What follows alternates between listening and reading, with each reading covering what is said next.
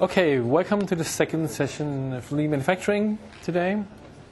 I'm going to start again with showing you our brief disclaimer, so you know it by heart at the end of the conference.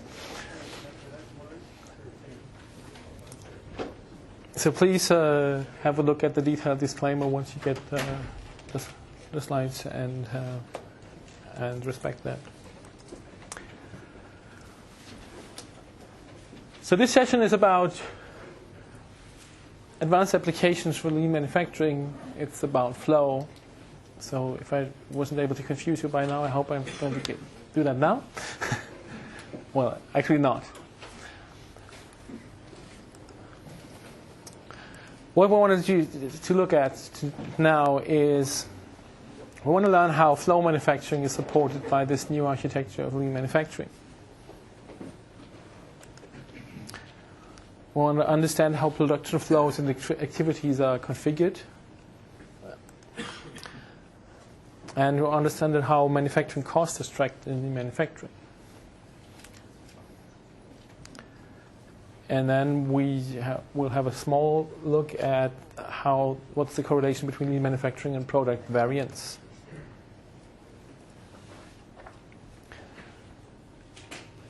So as I said in my last session, we base this new implementation of lean manufacturing on the 5 lean principles. In this session, I'm going to concentrate on the flow part of lean.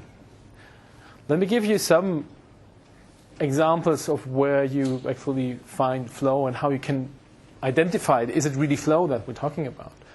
So if we have inventory levels in supermarkets and Kanban sizes that are smaller than your weekly demand, then you start getting into the area of flow. If it's bigger than the weekly demand, then you're probably not flowing. A single piece flow, of course, is the ideal situation of flow. Important is that the physical flow of handling units trigger the registrations of job in the lean manufacturing environment and not the other way around. So the system should follow the material and not the material following the system. Because often, if that's the case, you basically have a system that's just not up to date. What is your EPI, your every part, every interval? That means, we had this example in the last where we have different colors. You have a painting cell with different colors. Are you painting red every day, or are we painting red once a week, or are you painting red once a month? That is very important for your lead times. And so if you can't actually produce flow if you have an EPI of a month. If you're painting red only once a month, you can never establish flow. It's not possible.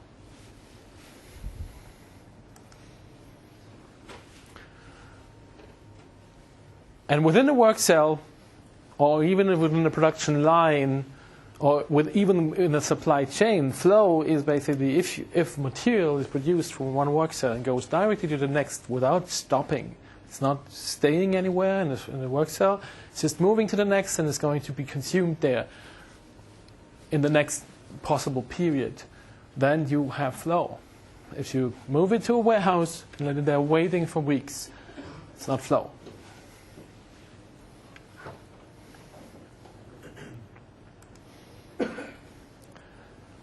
So the lean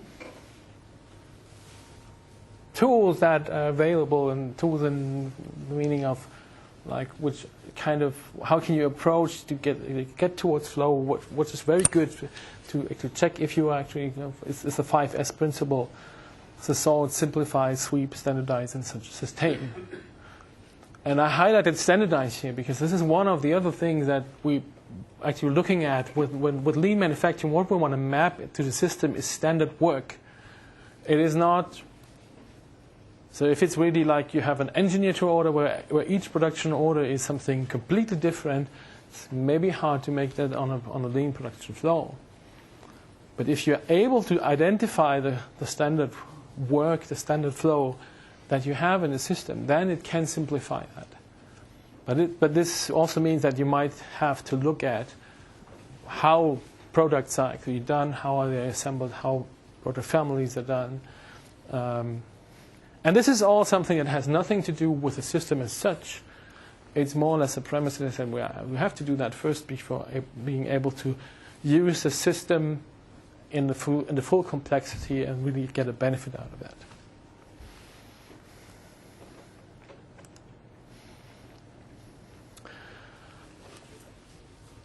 So let's go back a bit to the solution. So what are the pains and challenges we had so far? So first of all, Pierre, which is a new role in our role concept, is the value stream manager. So he's the one who is actually supposed to define, to map the flows to the system. And so far, there wasn't really a clear flow in the system. It could, of course, it's all there, like you have supply policies on warehouses, and you have to create warehouses and locations, and somehow everything's flowing together, and master scheduling figures out, but it's not visible anywhere. You don't really see how it's connecting. Production flow makes that visible and starts with actually making it visible and then building on top of that. The other thing is that you don't have a lot of consistency checks if you set up a flow and then say, oh, does this really work? Does it really work together?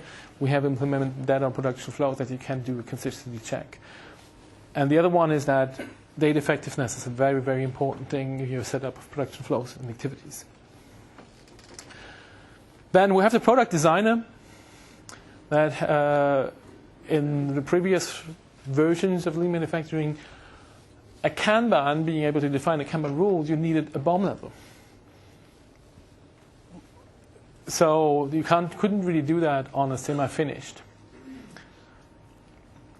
And the other one is that product variance, namely product builder, wasn't integrated into lean manufacturing. On cost, the controller, we did not really have, well, we had some integration into costing, but not the way we do it now. And what's absolutely new is that BOM calculation doesn't need a route anymore. You can use the production flow to calculate BOMs. The other thing is that allocation tracking of work in process was not possible on Kanban before. And again, Lars and the worksite supervisor and all the shop floor workers, we're going to come to that, having how a more complex flow actually looks like and how that works. So what did we do in this release?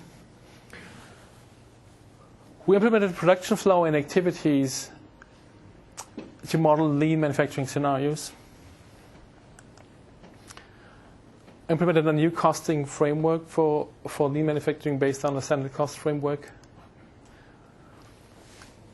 Then production flow and versions and Kanban rules support data effectiveness. Support for lean manufacturing for semi-finished products. So like non-BOM level items. And then the integration of product configurator in lean manufacturing.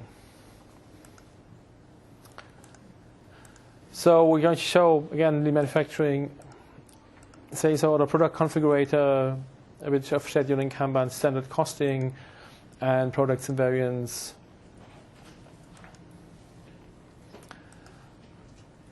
So we're going to focus a bit on the organization part of lean manufacturing. As I said, we have a production flow that consists of activities, the work cells and resource groups that are related to process activities, and then basically locations. What is important to understand here is that the Kanban rules are now basically going down to the WMS location, not simply ending at the warehouse, so you don't have to create for each location, you don't have to create a warehouse. So it's really going to that level of detail. That doesn't mean that you have to set warehouse, that we expect that the WMS location will be a coverage dimension.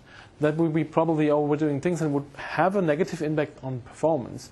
We still expect that the warehouse is the coverage dimension level that is the best for lean. Doesn't have to be. It could also work on site, but we recommend for lean operations, if you want to map a flow within, you should basically work with different warehouses that represent different coverage dimensions, different coverage locations.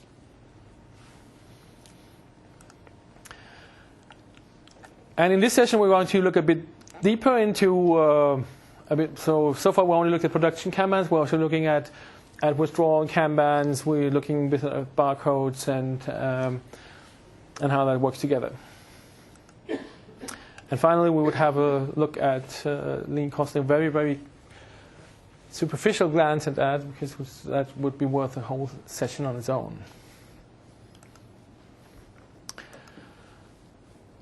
So again, from the scenario, we're basically covering the same as we had so far, sales order taking and lean manufacturing, not covering much more than that, but going more into depth and working with a more complex production flow than we did in the first session today.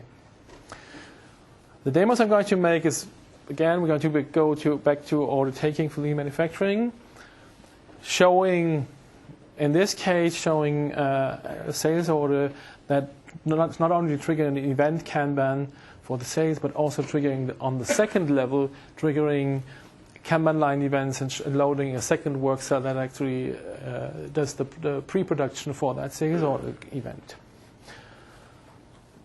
Then we're going to have a second short demo on order taking with product configurator. Then we have a bigger demo on the lean manufacturing, now with really separating the material flow and the production interaction, and showing different scenarios throughout the more complex production flow. And finally, looking at the costing for lean manufacturing that we just produced, more or less, what is the result of what we just did. So this is the production flow I'm talking about. And again, as in the first session, this is a production flow that is implemented, set up in Contoso. So if you go to the lab, or once you get your hands on the system with the demo data, you will find this pre-configured, and you can play around with it, make variants and everything, and just try to recapitulate what we just did here. So this production flow is a bit more complex. We're still in the same theme. So this is about assembling speakers for cars. Car speaker assembly, and we have two different sales channels for that one. One is we're going to ship directly to an OEM, so we're shipping car speaker sets because the OEM wants a complete set for one car. So there's a box containing all the speakers, front and rear speakers for a car. And the second channel is that's going through a normal sales warehouse. Is that, well, of course, we're creating also spare parts for single speakers that are going to retail and to all the automotive retail industry because we need spare parts as well. Both of these are packaged in the same cell, even if they're completely different kinds of packaging. In one case, I'm packaging 4 different ones together. In the other case, I'm packaging a single one with a specific carton for retail, which a nice label on it. And all of them are triggering a job for the car speaker assembly as a Kanban line event. That means whenever I'm creating a sales order job on the packaging, it's pulling all the material directly that is needed from the car speaker assembly. The pre-production here, the electrical assembly, is a kind of pre-assembly of speakers with electrical parts, is working on fixed quantity Kanbans into the supermarkets, and I'm picking from there. The specific thing, and we're going to talk about it a bit more deeply, is that this whole area is in what we call in WIP, so it's not in inventory. So you have a supermarket sitting here that is due. You would not see any on hand of that. But costing would actually be aware of what's lying there, whatever you moved into it. That's getting specifically interesting if we're talking about the material here. So we have mechanical parts that go to the speaker assembly, and again, these mechanical parts go to WIP. That means when I'm completing this Kanban, this withdrawal Kanban, it's actually deducted from inventory, but it's still on WIP. In this case, we have a supermarket outside of WIP, so this is just a normal what you expect. So a transfer from the big electronic components warehouse to a supermarket at the work cell, just to pull material from the supermarket there. So this is the main concept, and just a small glimpse that we have different speaker sets, blue, green, gray. That two different set types, set 1, set 2. So you get a lot of different cases that we can actually have. And the speaker assembly, we have the front and left speakers in gray, and so that's the BOM structure. And we have something called the custom speaker set, where we have a product configurator model where we can basically choose which components we want to have.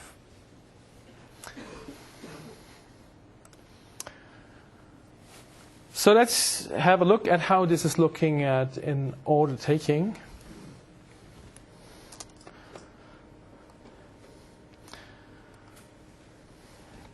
So I'm going to back to my sales orders, creating a new sales order for that.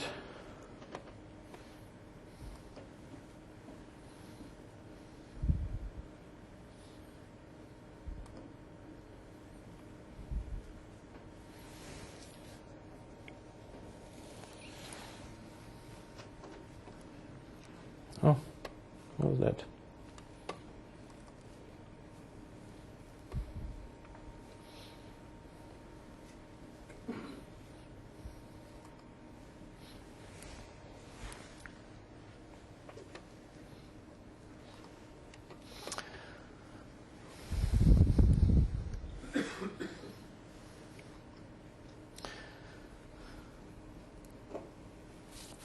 So I'm going to start with a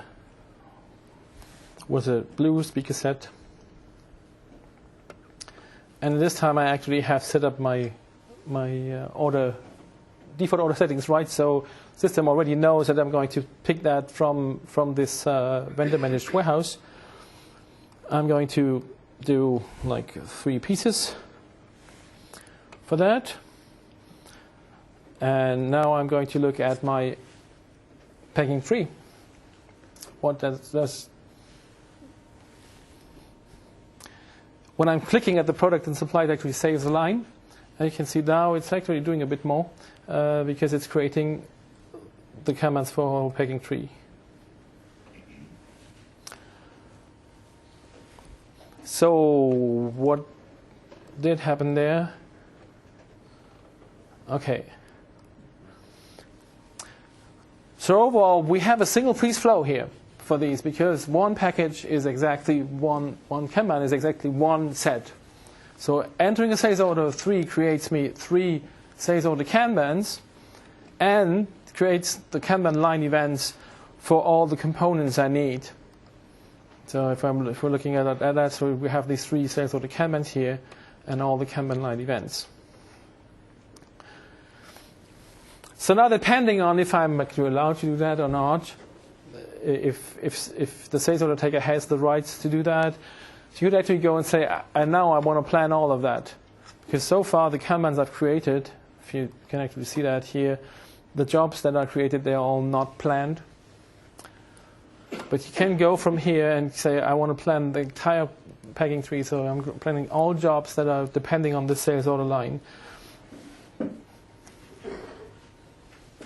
And you can do that on any level of a packing tree. You can say, now I want to plan that, and then you get pretty much detailed information of how is it planned and what were the due dates for that.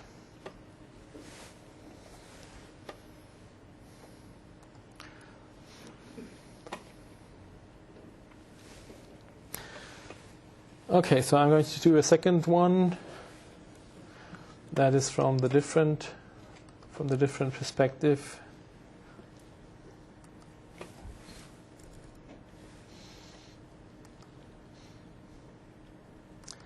So this is a retail one. Pieces.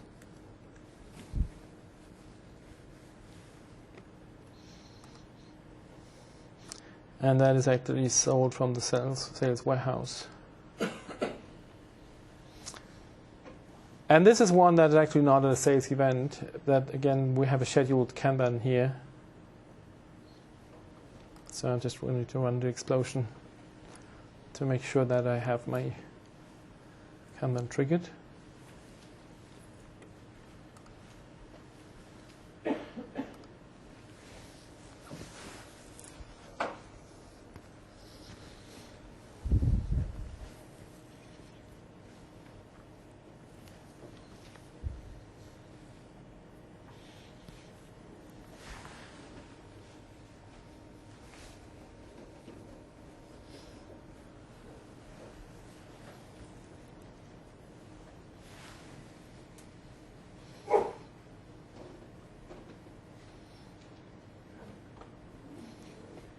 That's a bit slow.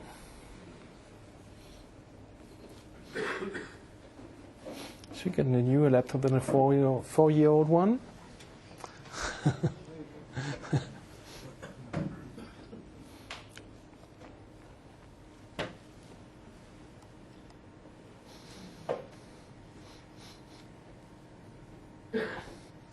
Yes.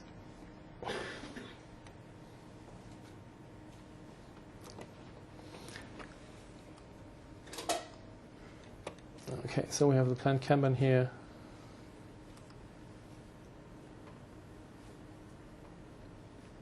I'm just going to film one of them just to show the result. So now if we're looking at the Kanban board, at the Kanban scheduling board, we should be able to see what the effect was of these sales orders.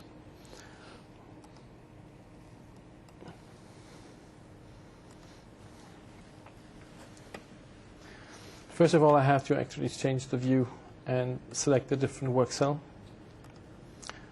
So I'm going to look at the packaging work cell first.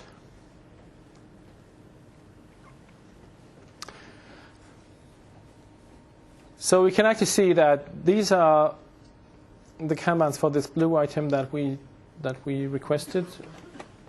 Actually, while changing the view a bit, looking a bit more in the future. Yeah, here we go. So you can basically decide on how many periods you want to see here. Yeah, we don't have to do them so late as that. Just pull them together. And this is the spare part job we just created. And again, I'm going to plan that. So in this case, the Kanban quantity overview again only shows you the jobs that you have to do on this work cell. But for these scheduled rules, you also can go. The planner could actually say, okay, I have some time left, so I can actually build up some inventory, and actually I'm below minimum inventory here. So let's go and create some Kanbans right here. Let's just create another 3 and 4. Can select the product quantity. I could select the BOM version. Could create automatically, but not doing that. Just create them for the day. So for scheduled rules, the planner actually here can really also think of, okay, I may need to fill up capacity and build up scheduled Kanbans here directly.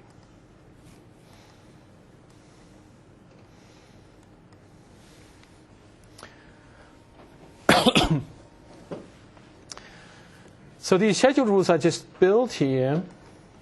If we're looking at the packing tree, I want to look at the packing tree first.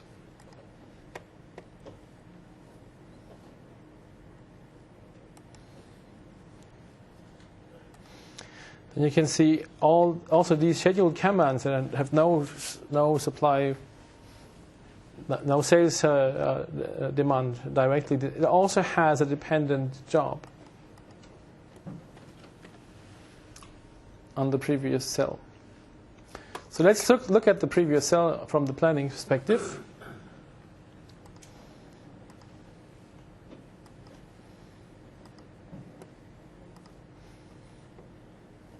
That was the wrong one. There was a electrical assembly, speaker assembly.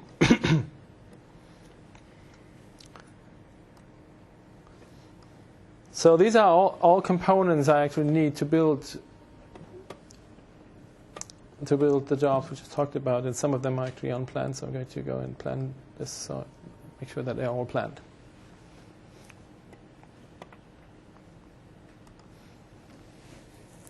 If I open one of these Kanbans, the Kanban details, you can actually see that this is an event Kanban, and you see the job reference and say that there's a parent Kanban behind that. So this Kanban is specifically dedicated to that parent Kanban.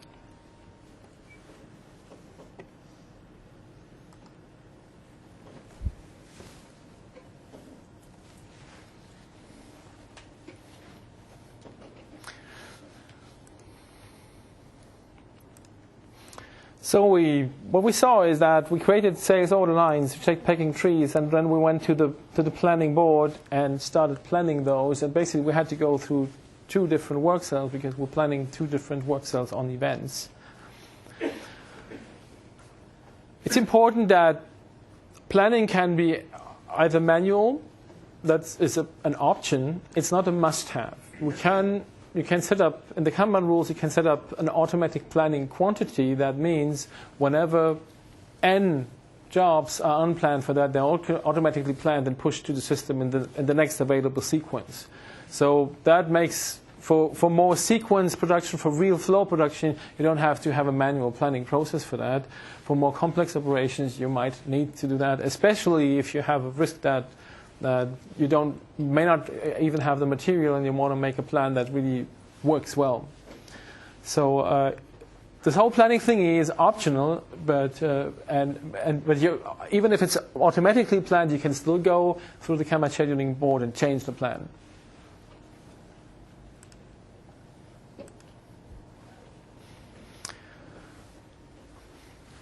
So what's the interesting thing about that is that we actually, on the same production flow, we're doing, well, obviously it's the same product, so it's the same semi-finished product we have, but what we actually sell and ship is something different to a different channel, and it's working off the same production flow.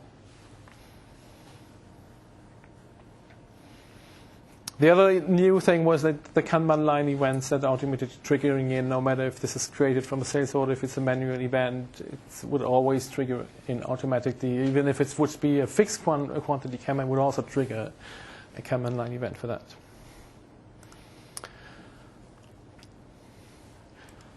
So let's make a small side topic on product variant technology and lean. So product variant technology becomes very, very more and more important, especially in lean, because we have more like system unit platform things, collaborative engineering, or also like engineering to mistake proving, Pokoyoki. All this is based on the assumption that you have a standard work behind, and that you want to have like. Just imagine Volkswagen, what they're doing with their platform technology, that you can assemble any kind of car in a chaotic sequence, and it still works, and you can use the same components for each type of car. That's not a surprise. That took almost 20 years to really get there, and now it's getting a competitive advantage that you actually have a platform technology that covers such broad range of individual variants that you can. Because at the end of the day, what comes out of the lines, each car is an individual product that doesn't really resemble the others. And that's a mass producer. Imagine what happens in others. Aston Martin, for instance. So what we really need is standardized processes, even if variants are growing and growing, and of course you want to, it's all about customer value. You want to meet the customer demand, say I want a specific product that exactly meets my needs, but to produce it in a costly manner, you have to be able to map that to a standard process that actually enables you to even estimate the cost of what you're doing there. So, product variant technology and lean, what we found in the field at our customers, it's not something that excludes itself. It's a dream team. It's really made for each other.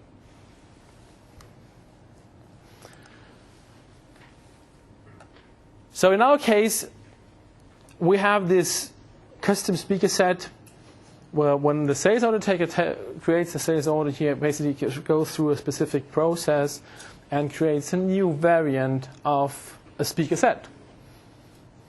So let's see how that works. I have to go back to one slide more. What is needed to do that, basically what we had to do to set up first, and again something is already set up in Controller for you, so you can try that out. You need a product configuration model for that, and you need a matching Kanban rule, and that can only be an event or a scheduled rule. It cannot be a fixed rule because you don't know the variant up front. You're not working to stock. So the process is basically I'm creating a sales order line, and then I need to go and configure the line. And in the next step, then I'm going to create the event comments. I'm going to show you how this is working.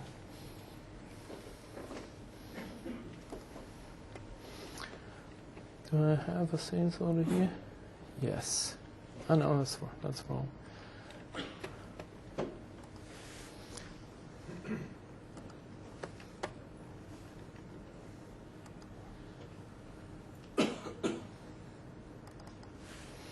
Open the same sales order and create a new line.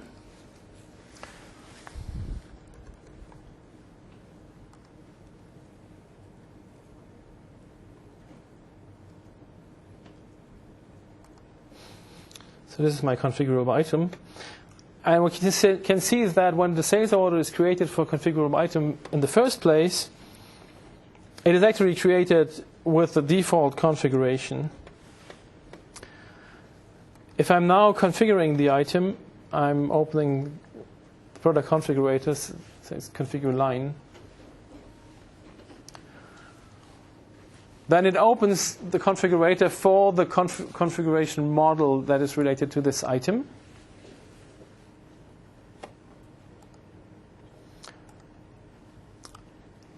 So this model basically says you want to select the color of the car, so I'm selecting green for that one. Then you want to select the front speaker set, which is set 1 in that case, and the rear speaker set. It can be set 1, set 2, or none.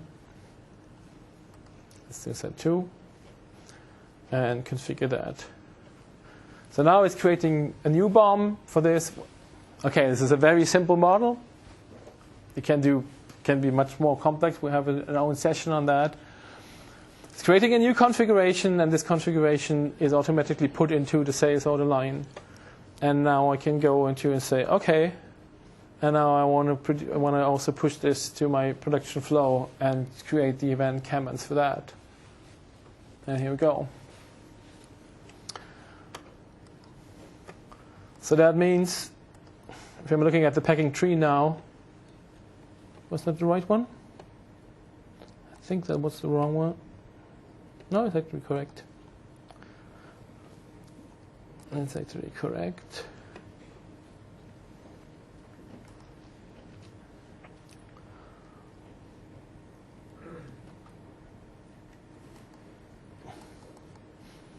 So this is my gray item, and this is the parts it's actually consuming. Wonder why they're green. Something wrong in setup. Should be gray. It's actually called gray, but it seems they're in the green changing group. Interesting. So you can see that this is completely integrated. You can configure any kind of bombs here automatically. Dependent. So the next phase, what you need to go through, dependent on how you set up, is usually you would have a cost per variant here. That makes more sense, of course, that each variant is costed. So what basically needs to be done on top of that before you actually produce is that you calculate standard cost. And so we're going to make a small excursion into the costing framework and how BOM calculation is done, because now I'm going to go in and say, so now I'm putting on my cost accounting head, or maybe in a lean environment, the sales order taker might even be allowed to do that on her own and say, for that variant, for that configuration, I also need to go and calculate the price. So I'm going to manage cost. I'm going to start the calculation.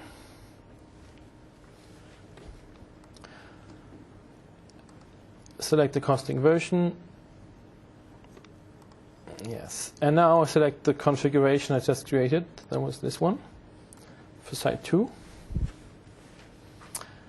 And what you can see now is that automatically the system presets the calculation on production flow and production flow cost PF, which is the production flow we're working on, because it knows there's a Kanban rule for this item on that production flow, so it's lean produced. So it suggests you to use a production flow. You can still go and use and mark production order, and you could also go and calculate this on a route if you would have one, but you don't have to. So you can go and calculate directly on the production flow. I'm going to do that.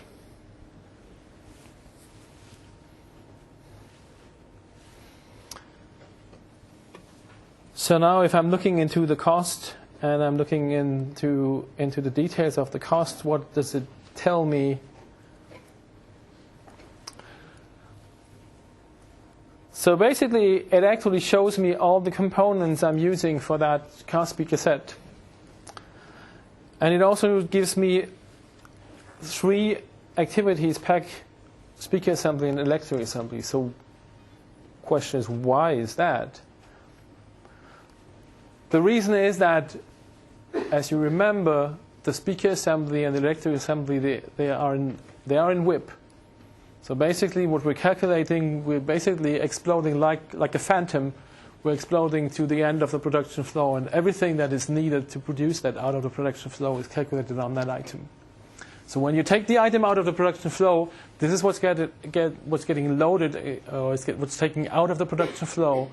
And at the end of the costing period, you're going to accumulate that against what you moved into the production flow. So which components did you move into the production flow? And the work is also backflushed then. Pardon me? Yes, you have you can also look at this by cost category, basically. So you have the cost rollup by cost group. It looks like that. So you have these are the components in electrical assembly. These are the the mechanical parts, and this is the work by cell. And of course, that very much depends on how you set up your cost groups. You can be less granular than I was and say, doesn't matter which kind of material I'm having. Like for demo purposes, I made that a bit more granular. But of course, that may not be the lean approach. But that's up to you, how granular you want to be on the cost groups. And that's also on the level where you would see the variances at the end of the day. Or at the end of the period, it doesn't have to be the day. So I'm now activating this cost. And now, so far, so you also can see I was able to create the Kanbans without that calculating, but I wouldn't be able to report the Kanban finished without having the cost calculated.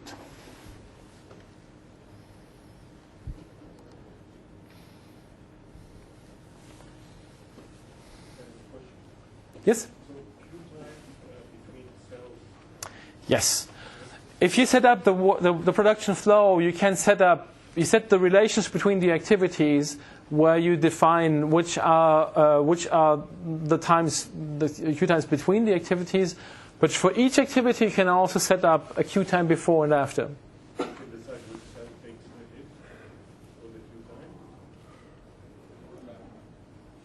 Well, in this case, it's one production flow, so it's always the same. Yeah. So it's not really dependent on the product which queue times you're using. It's dependent on production flow. It might be dependent if you look at the production flow itself. A production flow can have branches, and Kanban rules can use different activities to do something. So that's going to calculate. So this is also why, before you can do the cost calculation on the production flow, you need to create a Kanban rule for an item in the production flow, because that's going to guide costing, saying which activities are needed to build it. Yes? If you do have a multi-step routing, and I want a Kanban at each operation in the routing, does it support that? Remember in the AX 2009, you had to set up an item. What do you mean multi-step routing? A multi-step routing. In other words, you have 3 operations, 3 work cells you want to go through.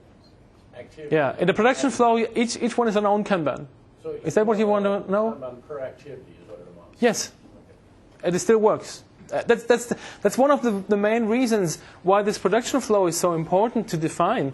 Because if you really use fixed quantity Kanbans for each activity, you're disrupting the cost context.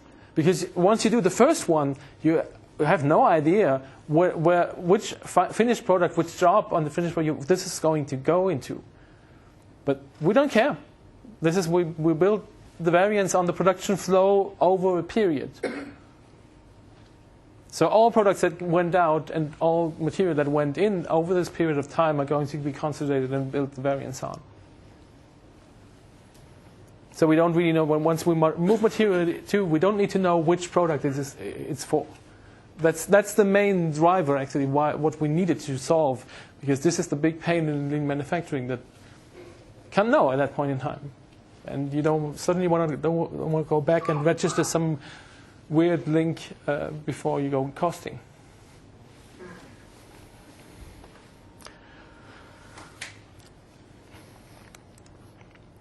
Okay, so we calculated and activated the price, so now we're ready for production. So now it's getting really fancy. Lean manufacturing through different process steps, different. So I'm going to do it in a flow, but of course you should imagine that normally this is all going on in parallel. So we're having a water spider taking care of the first cell, and the channel in the first cell, channel in the second cell, channel in the third cell. What you can also see here is that the complexity or the detail of reporting in the work cells can be different from work cell to work cell. It depends on your needs. The system doesn't really care. So in the last work cell, we just complete. We don't even start. We just complete that. In the first work cell, it's more. We have really a more dedicated process and taking care that the picking and registering empty of material is done right. So let us start with the warehouse worker who's actually supposed to send material to the work cell. And he's going to use the third Kanban board that we didn't look at so far. That's the Kanban board for transfer.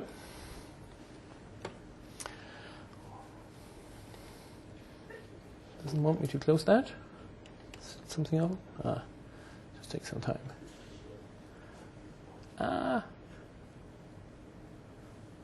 No. Too quick.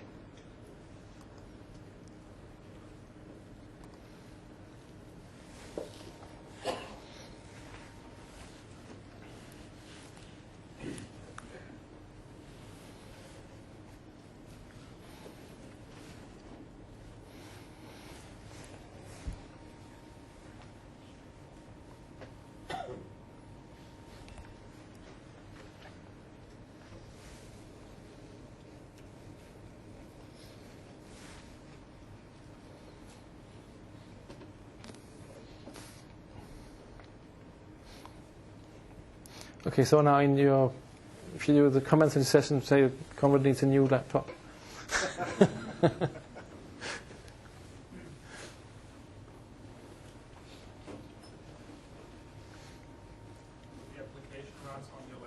Yes, everything runs on my laptop locally. This is a 4-year-old standard laptop. It's not something fancy. All new.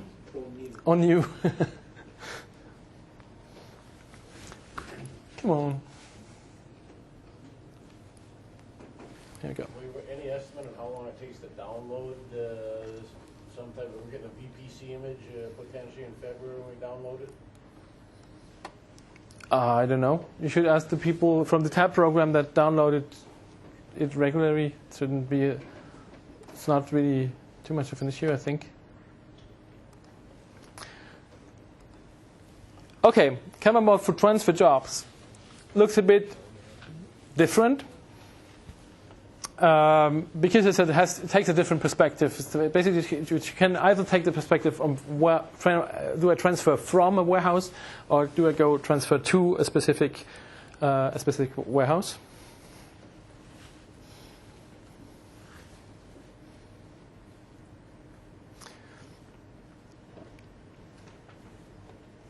So in the filtering options, I'm saying in this case I want to just look at. And just want to look at a specific activity, which is replenish mechanical parts.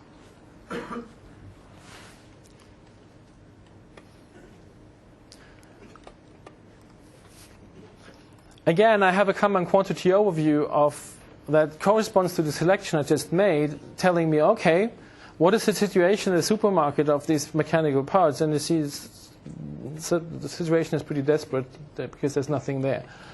So I'm going to start with the first job and just start that. Transfer start. And then you can see that this job is on the way. And look at another one. This one is also on the way. So corresponding to what I'm going to pick.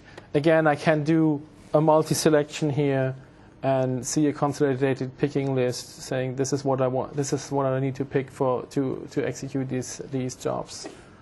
Just start them. I'm going to do the same thing for replenish electrical components.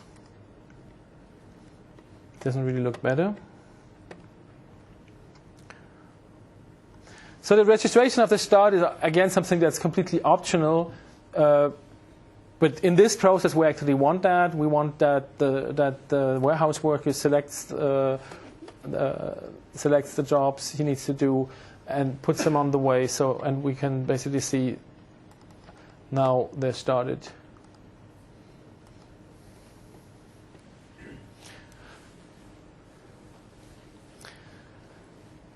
Because now we're actually going back to the next step where the water spider, who's using a different view, is going to receive them, and basically he's managing the material of that work cell.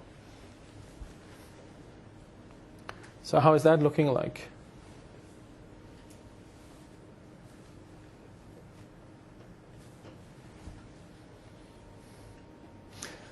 So the water spider, again, uses the electric assembly.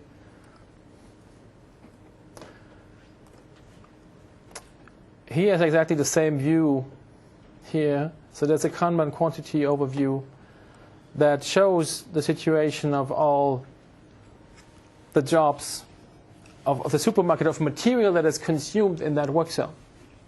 So you can basically see what do I have on hand, what do I not have on hand. So whenever so he sees these ones are actually shipped out of the warehouse, so soon they will arrive in the warehouse, and then I just go and say I want to complete the transfer for those. So I can see the list of transfers here that are on the way and go and complete the transfers. But that's only one way of doing it. Usually we're in Kanban here, so what we want to do is say we don't want to do this manually. We want to just scan. So what the water spider can do is now I'm scanning the arrival of my Kanban jobs, And you can see here all the transfer jobs that are on the way or that are supposed to come, and you see the card numbers. So basically you just scan in a card number.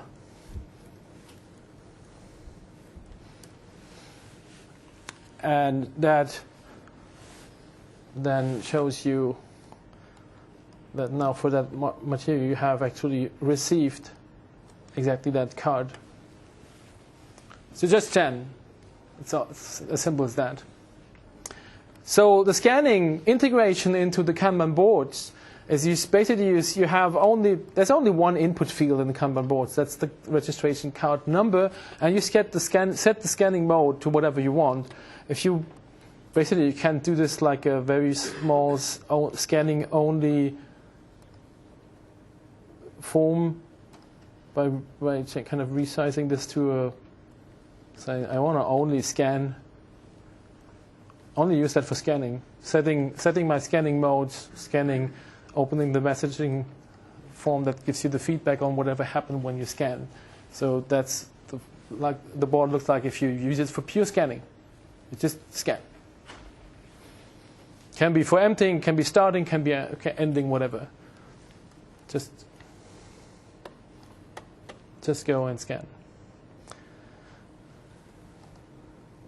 Oh, where's my?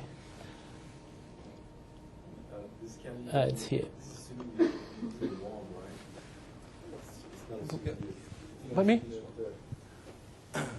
The scanning function here assume that you're just using a wand. There's no mobile application for this.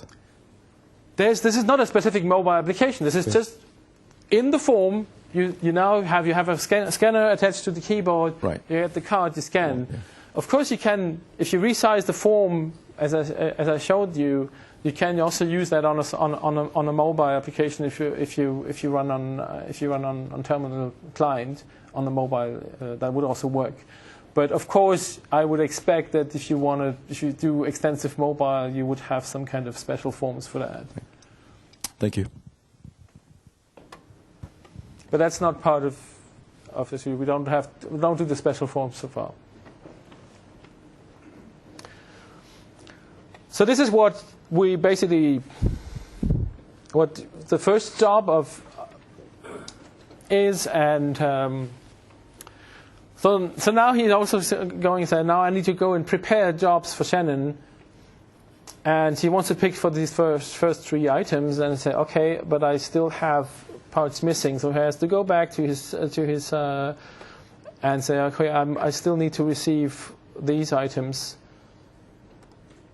Don't have them, so let's just assume we have them, and now you can actually see after receiving it automatically shows you that now you have all material on hand. And that's kind of consistent when you do picking for Kanban. This is what shows you what's here on hand, and is it available? Can you actually go and post it? So now Ahmed, who's the water spider, would basically just go and prepare the jobs and the other ones. So there's an own function for only prepare, which would also go and deduct the material from inventory already, if it's set to manual deduction in the BOM, if it's not set to back flushing. So after deduction, it actually shows you this supply schedule. So now it's already done. So we have consumed that. So now I would take on another head and say, now I'm Shannon. And in this case, Shannon is only working on jobs that are prepared. So she doesn't want to see unprepared jobs. Of course, she wants to see in progress. But so I'm basically removing the unprepared jobs. So that is what Shannon is going to see. She sees that, okay, there's 3 jobs that have been prepared. And that's what she can work on. So she's going to start or complete these jobs. Let's just go and complete them right away. I don't have to go and start. Could do that. All complete with details, which means if you don't want to if you need to report a different quantity than the standard quantity, if you're allowed to do that, because that's depending on the setup in the Kanban rule, if you're actually allowed to do it. And you also can report your error quantities here. not sure if I'm allowed to do a different detailed. So this is the way you're reporting manually, and they can do that also multi-level in one and report multiple jobs. Yep. So the mechanism that's taking place here is presumably going to be similar to what one would see in the production order, is it? In the sense it would be potentially backflushing materials being consumed. Yes. The equivalent of a report is finished. Yes. And so on and so forth. Is it using the same mechanism as production, or is this now being especially written just for Kanban? It's especially written. Kanban is a new transaction type, and it is more than just like in production orders, because we also have some special situations with the WIP, and so it's a complete new transaction framework that we have built there.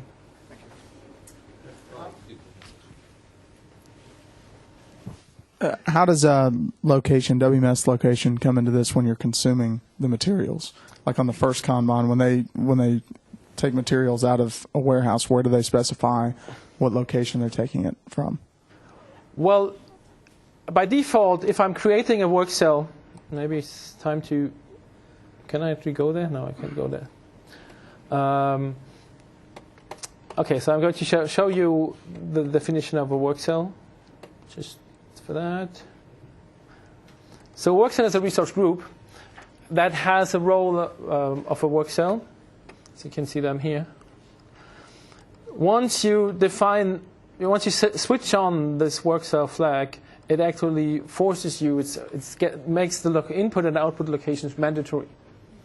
So it says this is the input. This is where I'm picking by default, and this is where I'm producing to by default.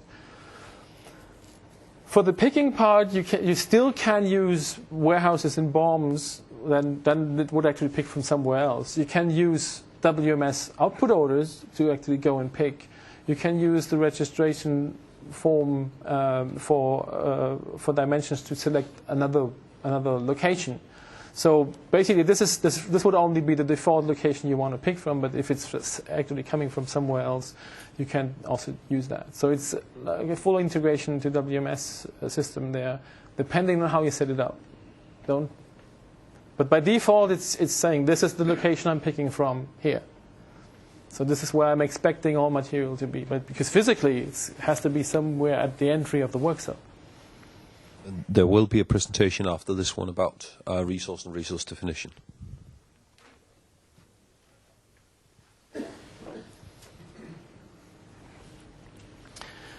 So now we completed the first step. So let's go to the second work cell. So the second work cell is a bit, and for that I just changed the view here. I'm going to speak assembly now.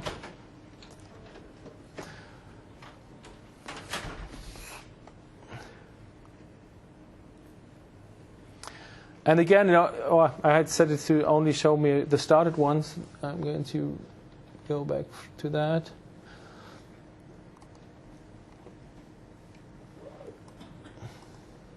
So I want to see the planned jobs. Won't have this money. You can also see whatever you have planned to do in the Kanban quantity overview here, where you see all your open Kanbans. But that's in that size. Well, we have a bit better size here.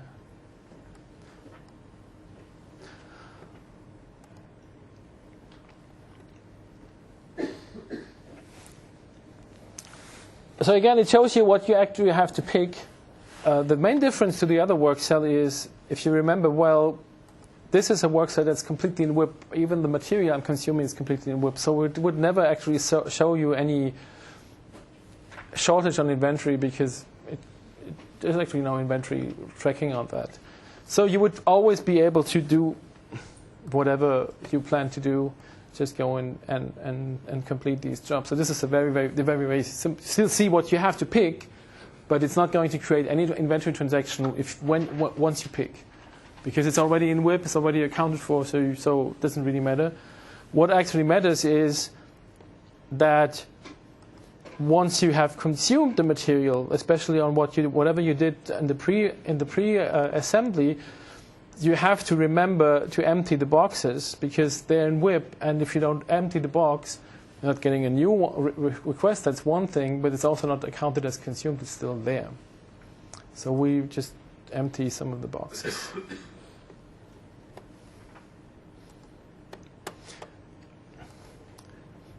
In this case, you can actually see that this Kanban rule doesn't have automatic planning, so it creates a new job, but it's not planned. Somebody has to go and plan that.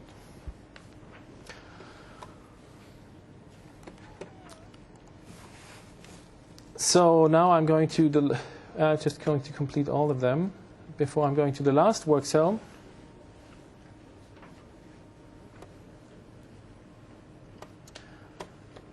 So now I'm going to the packaging work cell.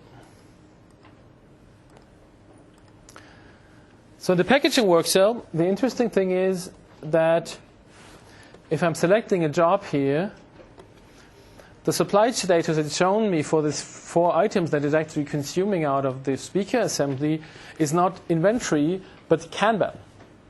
Because this is a pack Kanban, it is something that comes out of WIP we don't have on hand here, but now we still have a control that is it there or is it not, because of the packing that shows you exactly which are the dependent jobs you have. So these 4 jobs have been created as Kanban line events on the speaker assembly, and they're all received. And this is why the picking list also shows me the supply status available for all of these. If it's not received, it would say, okay, you don't have anything. You can basically do that, simulate that for this one. Come on.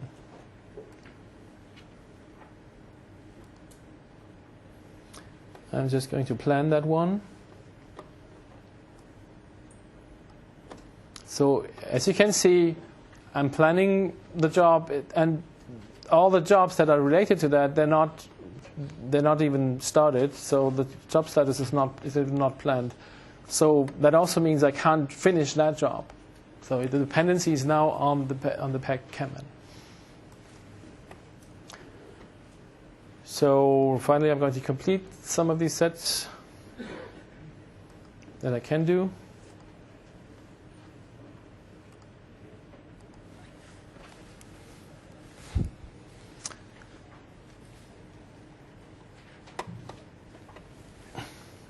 So if we have completed the speaker assembly, we have completed the packaging work cell, and now all that's left is basically is the shipping.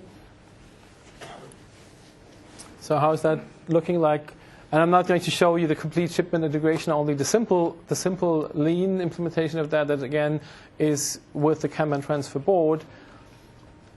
So basically now you can see that there's an activity called move to VMI that shows me all the jobs that I need to transport. If I'm selecting the jobs, it's actually showing me which ones are actually available and which ones are not. So you can see these ones, they have a pegging to a job that is not done yet. So so this is not, I cannot do this one, but I can do this one.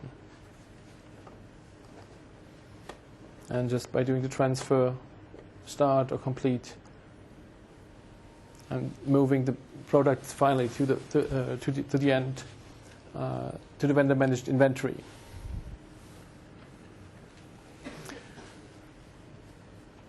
So now we have to have gone through a complete complex production flow. You can see that basically what the user has to do in each single work cell is kind of always the same. Depending on the setup, there's different methods of how inventory is controlled, or how picking is controlled, and how and also how dependencies are shown. That you can see now. On this one you can execute, on this one you can't.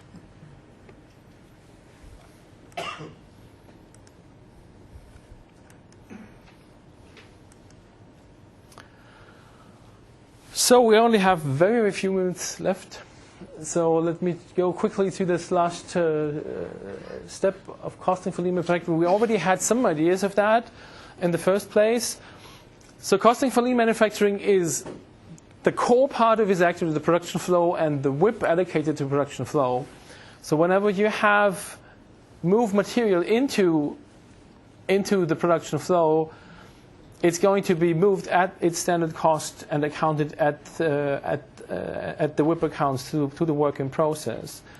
When you move products, finished goods, out of the production flow, again, it's going to be done at their standard cost, and it's important that you calculate the standard cost with basically to have also the work component on that.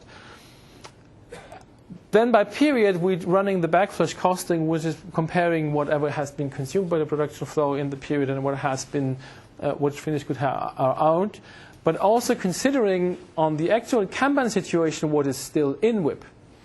So it's literally counting all Kanbans that are not emptied, that are in the production flow, and say this is what the value of WIP should be. So this is not what's consumed yet, because else it would just think, okay, it's not all consumed, it's maybe still there. So this is why the emptying of Kanbans is very important at synchronous to the periods. If you do that later, then your variances would just show that you didn't consume as many material as you really did.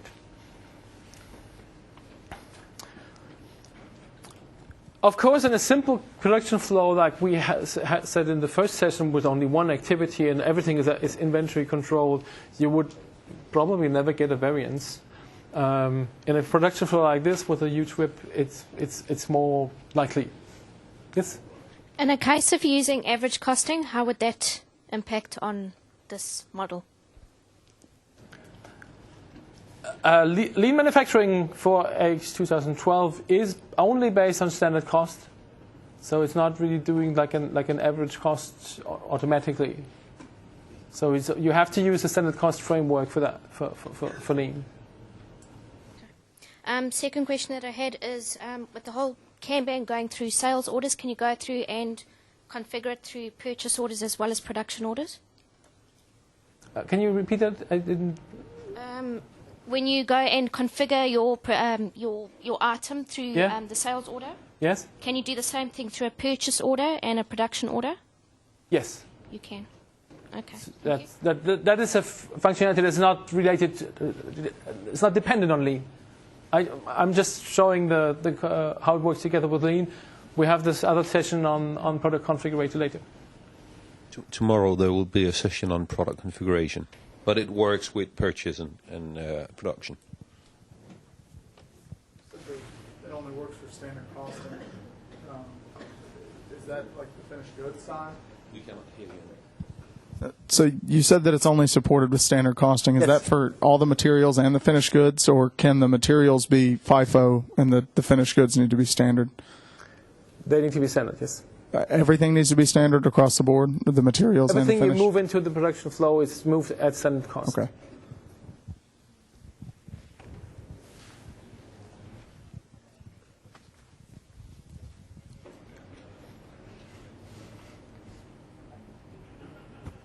My question is not about costing, but alternative item in bill of material line.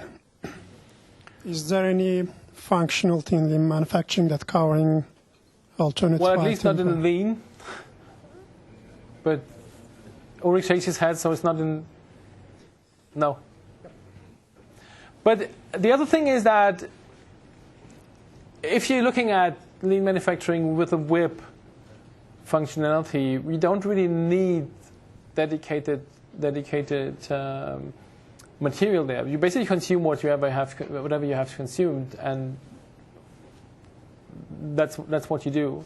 You don't need to have a dedicated BOM for that to actually report consumption, because as we showed, you can consume material by basically moving it to a production flow, no matter if it's in any BOM or not,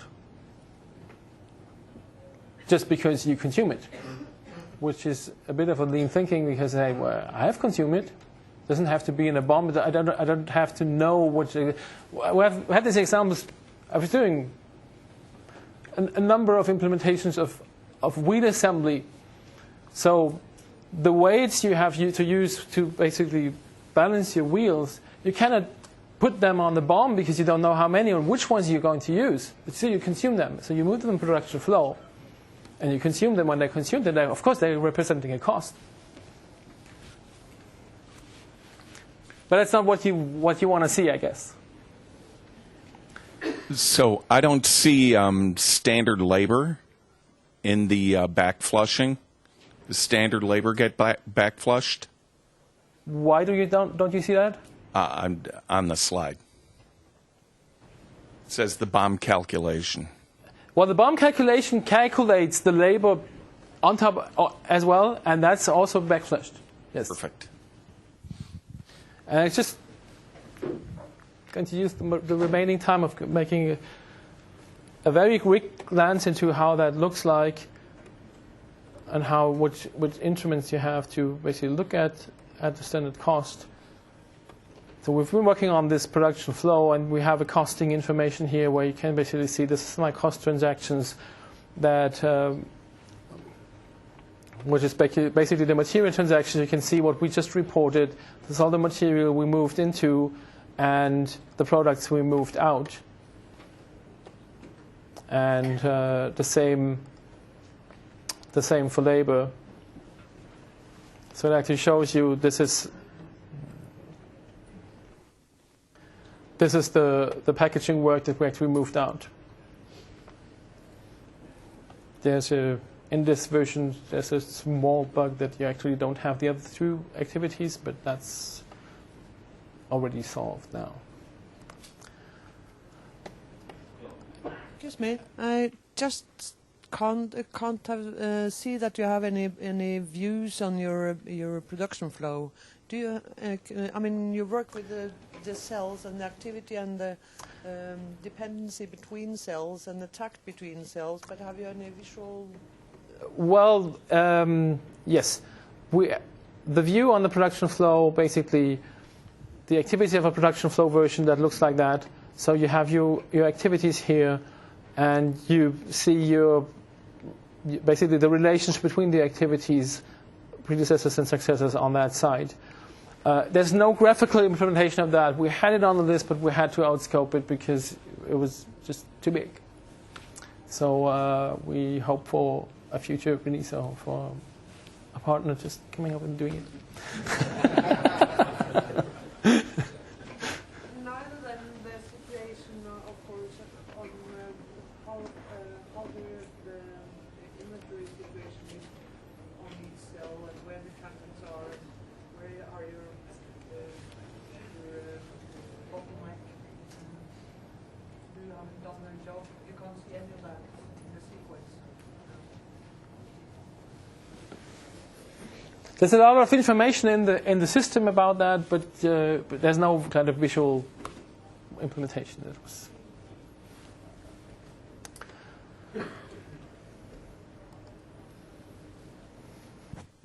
Just to reconfirm, is it so that even during this backflush costing, you cannot use FIFO average cost for materials? True. Only standard cost? Yes.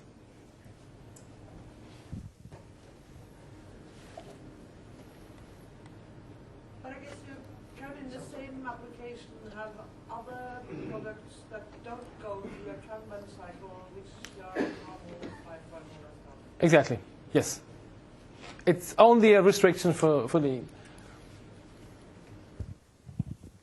And again, it is more from our side. It's more kind of a capacity constraint that we couldn't actually build more than one costing model in one release. One question: does it work with formula items? Does it work with formula items? I would say no, because we're not supporting the specifics on formula items in Lean. Okay, and based on your statement that you just made with the standard costing, does it mean that if I have an item that I use in a multi-site environment, and I want to use Kanban in one site and MRP in the other site, then the costing method has to be standard? The costing method is by site. So your costing principle is actually something you set up. Is the costing no? They're not by side? No. No, yeah, right. It's no. actually a company. So you forced. Yes. If one side is Kanban, then the other is standard costing. Okay. You would have to go multi-site. Multi-company. Multi-company. Yeah, multi-company. Yeah. Or different item. Intercompany. In 2009, you can link BOM lines to route transaction lines. How do you link a BOM line to one of these actions or in the production flow? Through the Kanban rule. I think he wants to know where do you do that? I think he wants to know where. Yeah, like where actually do you say that this production flow line actually is going to consume these BOM lines? Yeah, that's the Kanban rule, and the Kanban rule shows you, or the Kanban rule selects an activity, and relates the activity to a product. So it says this product is done with these activities. So basically, in this case, this is the activity paint, speedy covers, and if you want to know which location this is actually, you can see that here in the production flow tab, that this is actually when on this warehouse and this location that you expect the material to be produced. So on this, if this is the warehouse, if you have a demand on this warehouse for this item, it's going to find out this is the Kanban rule that's fulfilling it. So it also knows which activities are needed to do that. And behind the activity, you have the work cell, and you have the locations, resources. And the work cell will actually give the consumption warehouse for the bill of material, as if you were here on the first session. So that is actually where we're linking it. I've been told we have to end on time. Yeah. So if you have more questions, you have to take it afterwards. Isn't that true? We have to end on time? We have to. Always do. So any more questions will have to be afterwards. I'll be here the whole conference. Just come around and talk to me if you have more questions. I guess you have. And thanks for you being here, for your interest.